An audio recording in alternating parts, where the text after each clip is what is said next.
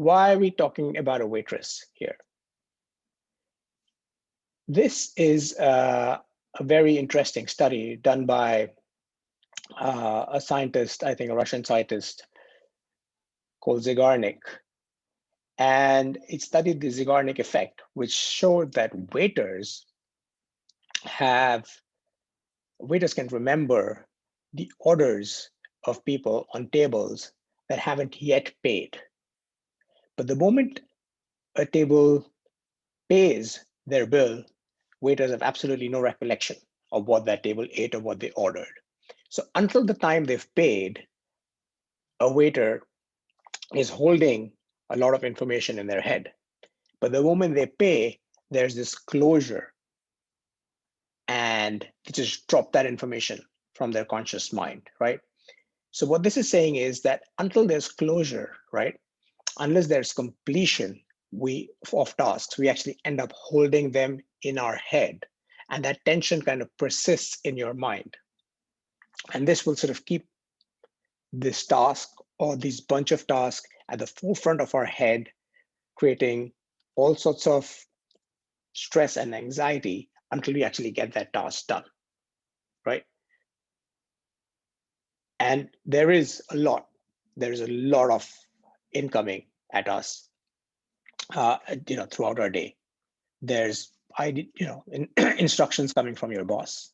There's ideas popping up at random times. You're in meetings and you're taking notes. You get stuff in your email constantly. You get stuff in team chat constantly. You might be searching something on the internet and something shows up that reflects something that you need to do. You might be scrolling social media or news. There's information coming at you from online articles. You receive paper bills and statements. You want to do top-down planning, which is you want to say, okay, I want to achieve my goals. What do I need to do to get these goals done? You brainstorm. That creates items to do. And of course, if you're not single, then there's a bunch of stuff that comes at you from your partner.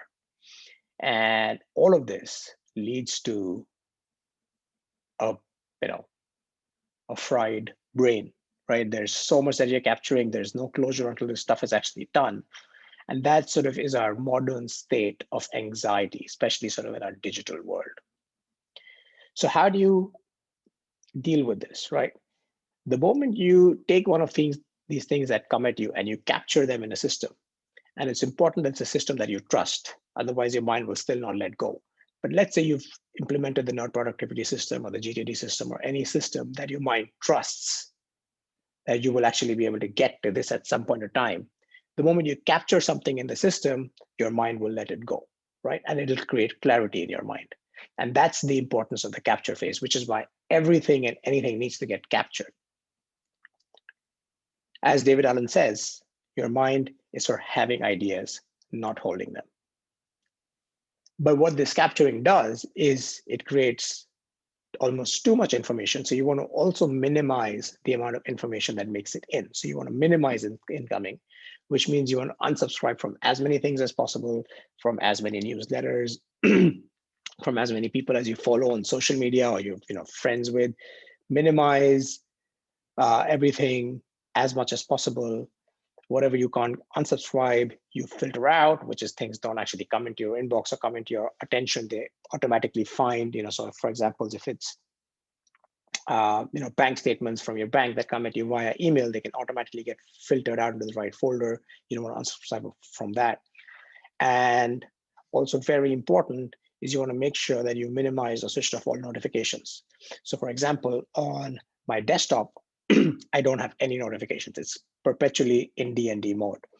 And on my mobile, I have, again, disabled all sort of pop-up notifications.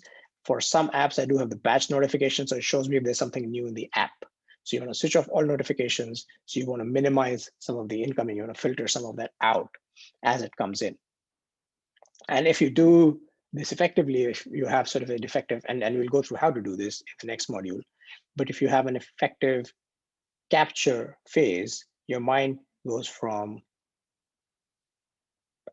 cluttered and full of shit to organized and clear.